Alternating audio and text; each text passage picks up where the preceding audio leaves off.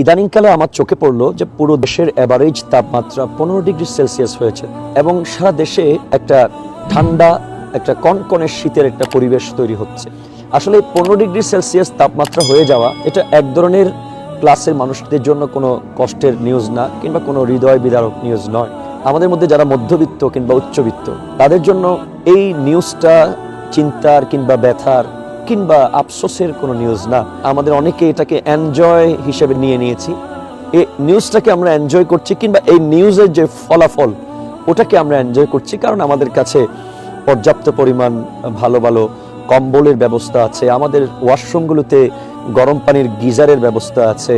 এছাড়া আমাদের এই তাপমাত্রাটাকে সহনীয় করার জন্য এবং এনজয়েবল করার জন্য যত ম্যাটেরিয়ালসের দরকার সেগুলো আমাদের কাছে ব্যবস্থা আছে। আমাদের একটু ভাবা উচিত যে আমাদের দেশে কিছু মানুষ আছে যাদের আসলে কোনো ঘর বাড়ি নাই, যারা রেল লাইনের পাশে রাত্রে ঘুমায়, যারা বড় বড় গাছের নিচে ঘুমিয়ে যায়, যাদের কোনো গার্জিয়ান নাই, যাদের কোনো সোশ্যাল কোনো আইডেন্টিটি নাই। পুরো দেশ জুড়ে বিভিন্ন জায়গায় আপনি দেখবেন এরকম কিছু মানুষের অবস্থান আছে। এই 15 ডিগ্রি সেলসিয়াস হয়ে যাওয়া তাপমাত্রা, গরম যখন আপনি প্রচন্ড লাগে, তাপমাত্রা যদি 40 ডিগ্রি সেলসিয়াস হয়ে যায়, সেটাকে আপনি কাপড় খুলে ফেললে, কাপড় খুলে কিংবা পানি ঢেলে সেটাকে মেনটেন করা যায়।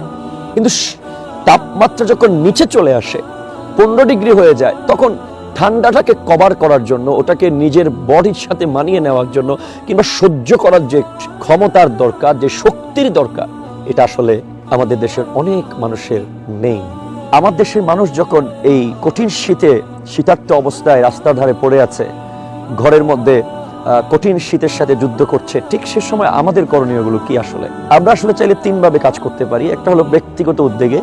আমাদের দেশে অনেক অনেক হৃদয়বান মানুষ আছেন যারা ব্যক্তিগত উদ্যোগেই ঘরে ঘরে গিয়ে এসে শীত বস্ত্র দিয়ে আসেন, তাদেরকে আমি অ্যাপ্রিসিয়েট করছি, তাদের জন্য আল্লাহর দরবারে দোয়া করছি। এরপরে আমাদের দেশে যে সামাজিক সংগঠনগুলো আছে, যে সংগঠনগুলো নিয়মিত বিভিন্ন সময়ে বিভিন্ন সিচুয়েশনে জনগণের পাশে দাঁড়ায়, যেভাবে আমরা কোভিড-19 সময় আমরা প্রত্যেকে আপন আপন জায়গা থেকে সামাজিক সংগঠনগুলো মানুষের ঘরে ঘরে খাবারের ব্যবস্থা করেছি, আমরা আরো অনেকভাবে প্রিয় মানুষ, প্রিয় দেশবাসীদের পাশে দাঁড়িয়েছি, সেভাবে আমরা সামাজিক সংগঠনগুলো এগিয়ে আসতে পারি।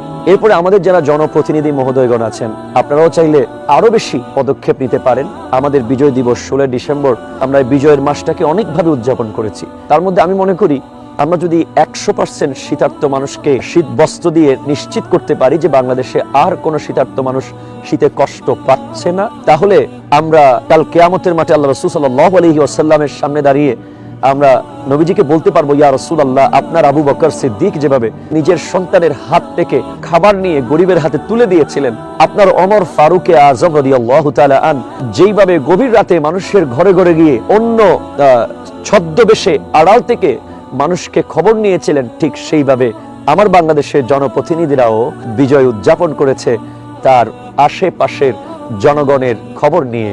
আমাদের জনপ্রতিনিধি মহোদয়গণ চাইলে পারেন একটু রাত্রেবেলা এলাকায় চারিদিকে একটু ঘুরে ফিরে দেখতে পারেন যে কোথায় কে কি অবস্থায় আছে, যেভাবে হযরতে ফারুক আযম রাদিয়াল্লাহু তাআলা আনহু দেখতেন, যিনি 22 লক্ষ বর্গ মাইলের শাসক ছিলেন, অর্ধ জাহানের শাসক ওমর ফারুক আযম রাদিয়াল্লাহু তাআলা আন।